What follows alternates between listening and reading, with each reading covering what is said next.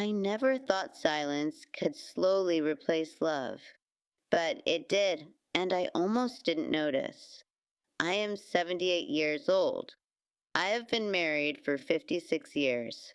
When I look at our wedding photo, I still see that shy girl with hopeful eyes.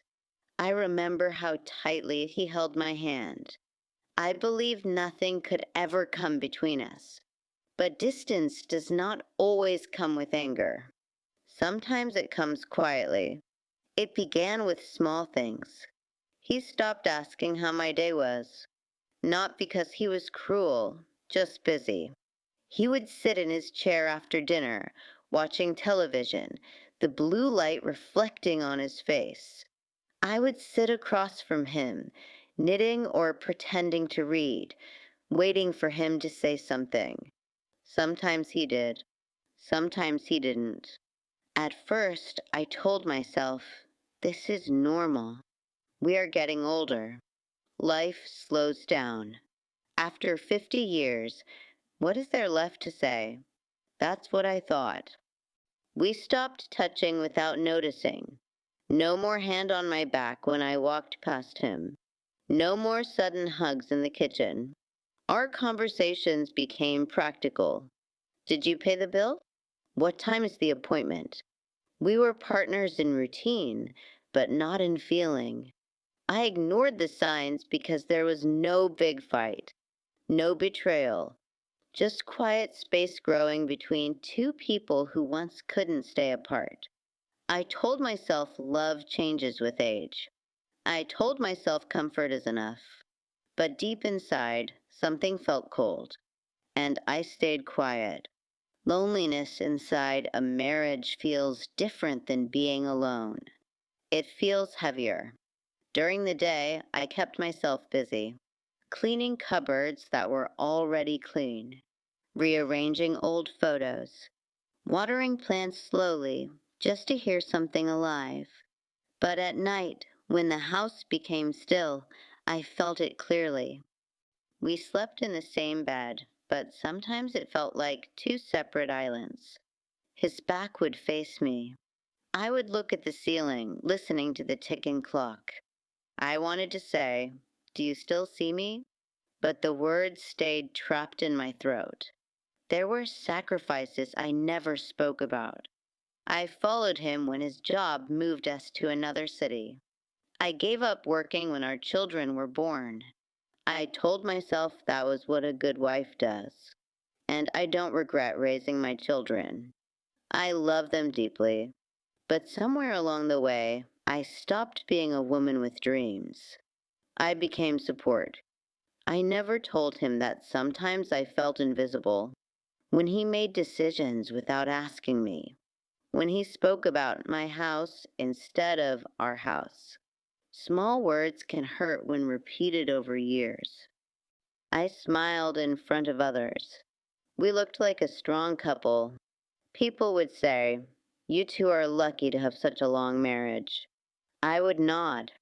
I didn't want to admit that I felt alone sitting next to him at family dinners. I blamed myself. Maybe I was too sensitive. Maybe this is just what long marriages become. But deep inside, I missed being seen. Not as a grandmother. Not as a cook. Not as someone who keeps things together. As his wife. And I was afraid it was too late to ask for that again. The moment came on a very ordinary night. He had fallen asleep in his chair again. The television was still on. The room was dim, only the lamp beside me casting a soft yellow light. I turned off the TV and covered him with a blanket. I stood there and just watched him breathe. His hair is thin now. His face has lines that were not there before. I realized we do not have endless time anymore. After 70, every year feels fragile. Earlier that week, I had gone to the doctor alone. The tests were routine, but when you sit in a cold waiting room at this age, your mind goes to places you don't want it to go. I remember holding the envelope with my results in the car, my hands shaking. I didn't tell him how scared I was. Standing there in the quiet room, I asked myself a painful question. If one of us leaves this world tomorrow, will I regret staying silent? The answer came quickly. Yes, I would regret not saying how lonely I felt. I would regret pretending everything was fine. I would regret never giving him the chance to understand me. I suddenly saw our future if nothing changed. Two older people sharing space, but not sharing hearts. And one day, one of us gone, with words never spoken. That fear was heavier than my pride. That night, I couldn't sleep. The silence felt louder than ever. And I knew something had to change. The next morning, my hands trembled as I poured coffee. I sat across from him at the kitchen table. The sunlight came softly through the window. Dust floated in the air between us. I need to talk to you, I said. He looked surprised. About what? About us. He was quiet. I took a deep breath. I feel lonely, I whispered, even when you are sitting right next to me. He frowned, not angry, just confused. We are together every day, he said. Yes, I replied gently, but we don't talk. We don't share. I miss you, even though you are here. There were tears in my eyes, and I did not hide them. At this age, there is no reason to hide truth. He looked down at his hands. After a long silence, he said something I never expected. I thought you were fine, he said softly. I didn't want to bother you. I thought giving you space was kindness. All those years of misunderstanding, built from silence.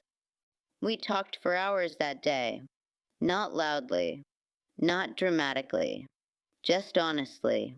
He told me he also felt old, unsure of himself, afraid of being weak. I had never seen that side of him.